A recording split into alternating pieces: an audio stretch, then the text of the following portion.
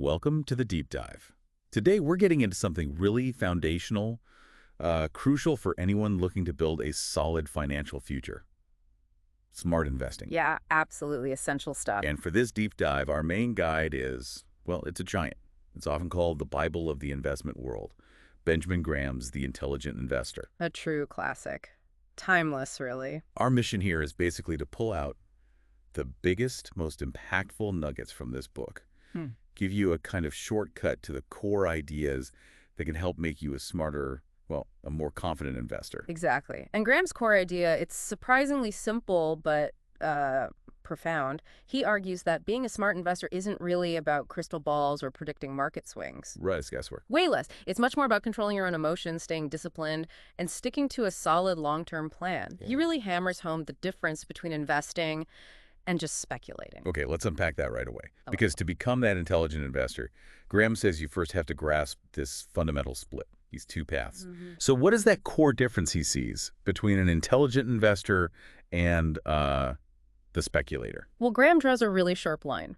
An intelligent investor, he says, is someone who does their homework, thorough research into a company's actual business. Fundamentals. Exactly, the fundamentals. They buy based on intrinsic value, what the company is truly worth based on assets, earnings potential, and then they hold it for the long haul. They aren't really swayed by the day-to-day market craziness. Okay, so that's the investor. What about the speculator? The speculator, on the other hand, Graham paints them as someone chasing quick money, trading often, maybe based on tips or price charts or just momentum. Less digging deep. Often, yeah. It's much closer to gambling, really. And understanding this difference, Graham says it's like step one for any real financial success. One path builds wealth over time, the other. Well, it often leads to losing your shirt. That's a pretty stark contrast. But, why do people fall into speculating? Even smart people, what's the appeal of that quick buck? Oh, it's powerful. It taps right into basic human psychology, doesn't it? We want things now. Instant gratification. FOMO, fear of missing out. Big time. You see a stock shooting up, everyone's talking about it. It's hard not to want in. Or, flip side, panic sets in when things dip and people sell at the worst time. Instead of looking at the actual company value. Precisely. Graham knew these emotional reactions are like the biggest hurdle for investors. Your own feelings become the enemy. Okay, so once you've hopefully resisted that speculative urge, Graham gives the intelligent investor a tool, sort of shield. He calls it the margin of safety. Oh, yes. Crucial concept. What exactly is it, and why is it so central to his whole philosophy? The margin of safety. It's probably one of his most important ideas. Simply put, it means buying something for significantly less than your careful estimate of its true value. So you do the homework, figure a stock is worth, say, $100. Right. Your analysis suggests $100 is the fair intrinsic value. The margin of safety means you don't buy it at $95 or even $100. You wait until the market, in its wisdom or panic, offers it to you at a real discount. Maybe $60, maybe $70. That gap, the $30 or $40, that's the margin. That's your cushion, your margin of safety. It's protection. Protection against bad luck, protection against errors in your own analysis, because nobody's perfect, and protection against, frankly, the market just going haywire sometimes. It limits the downside. That's the key. It's designed to make sure that even if things don't pan out exactly as you hoped, you're less likely to suffer a major loss. It's built-in resilience. Which feels almost countercultural today, doesn't it? With markets moving so fast, everyone chasing momentum. How did Graham view the market itself then? The thing that offers these discounts? Well, that leads us to another brilliant Graham creation, Mr. Market. Right. I love this one. It's such a useful mental model. He asks you to imagine the stock market as this business partner you have. Yeah. Mr. Market. And this partner, Mr. Market, he shows up every single day, without fail.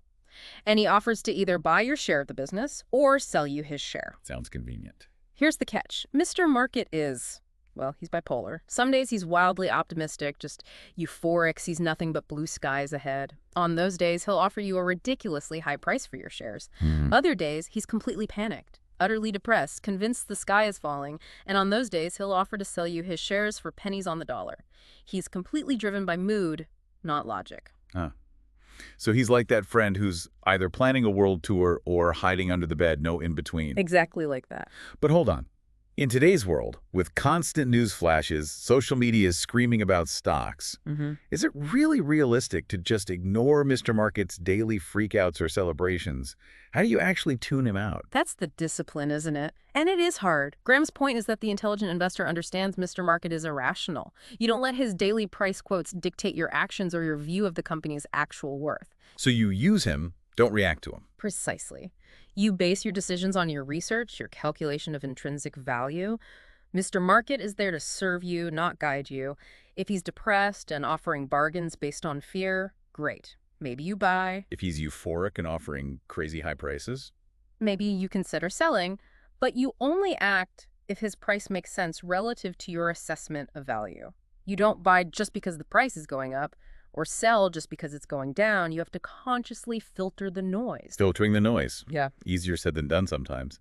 So this all leads to thinking about yourself, right? Yeah. As the listener. How do you fit into this? Graham talks about two main types of investors. The defensive and the enterprising. Can you break those down for us? Sure. It's about acknowledging reality, your time, your temperament, your interest level. The defensive investor, they're primarily concerned with safety and, well, freedom from effort. Risk averse. Generally, yes. They prefer simplicity. Think well-established, large companies with long track records of profit and maybe dividends. Index funds often fit here too. They want to preserve capital and avoid big mistakes. They probably don't want to spend hours researching stocks each week. Makes sense. And the other type, the enterprising investor. The enterprising investor is, well, more active. They're willing to put in the time and the brain power to dig deeper. Looking for those undervalued gems. Exactly. Seeking out situations the market might be mispricing special situations, less popular stocks, maybe companies going through changes. They accept that this requires more work, more analysis, and potentially a bit more risk for potentially higher returns. So it's a trade-off.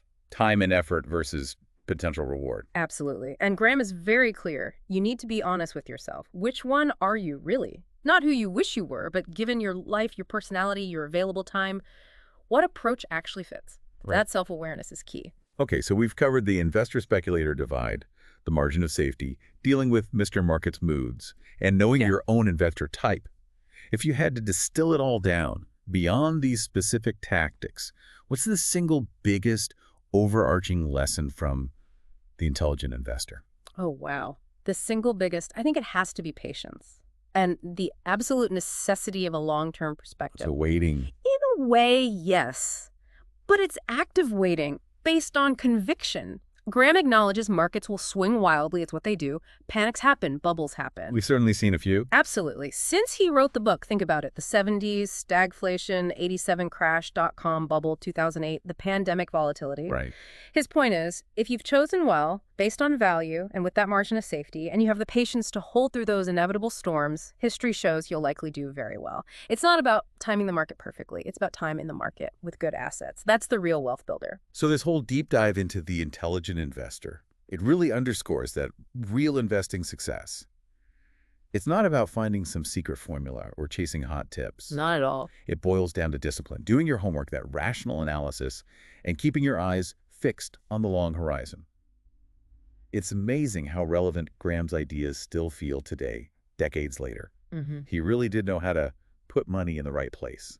He certainly did. The principles are timeless because human nature doesn't change that much, which leads to a good question for you, the listener. Thinking about all this Graham's wisdom, how might you look at your next financial decision a bit differently? Maybe focusing more on that underlying value, tuning out Mr. Market's noise, or perhaps thinking about, how strong is your margin of safety right now?